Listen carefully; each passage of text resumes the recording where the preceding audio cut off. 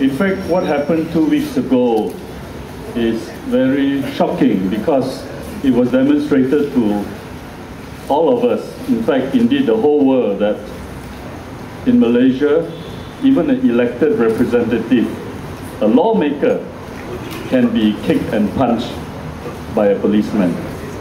And I think that is something that we really have to fight against. In fact, the legislators concerned should do whatever they can to seek legal redress.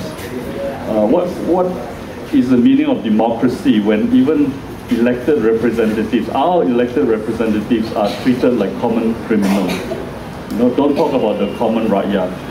And I'd like to emphasize again that this gathering is, to me, I know many of you are fighting against ISA and this A and that A, but to me, this is an issue of freedom of expression. I think our Constitution guarantees us that right. And the police must, and the political masses must understand that. And we have to persevere until they understand that. In fact, when I say that we want to have speakers corner and so on, I'm not talking only of people that say the things that we want to hear. You know, anyone who is prepared to debate in a peaceful manner, express themselves peacefully, should be allowed the venue and the space to. In fact, I was in town this afternoon, and I saw hanging from a big building, I think it's the Historical Society building in Jalan Tun Razak, next to our National Library. They had this huge banner that says, Kekalkan ISA, Pertahankan Maruah Melayu.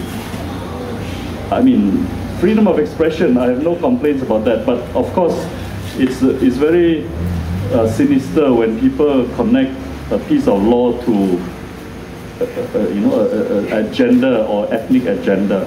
And I'd like to share with you what I know of the recent ISA arrest.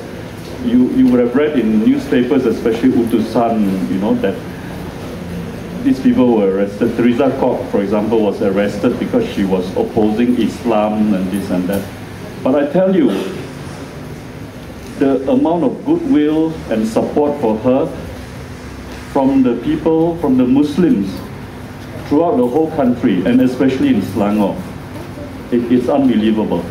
After her release, she was invited every night to all the different kampongs. Some of those places I didn't even know existed.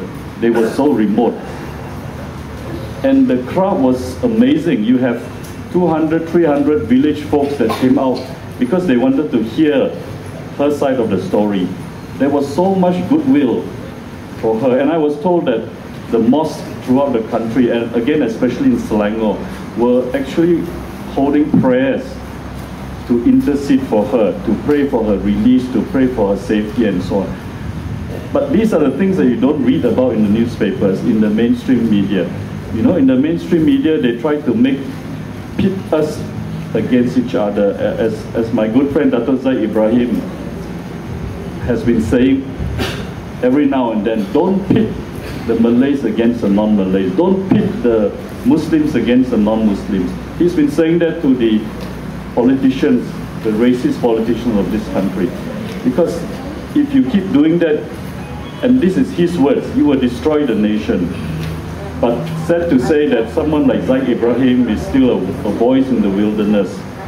You know, but we have to support right-thinking politicians and right-thinking civil society leaders who are prepared to stand up for what is right, who are prepared to speak the truth, even at great personal cost. All right, before I go on and on, I'm not a politician actually. Anyone else wants to come and say a few words of encouragement, or you want to share your experience?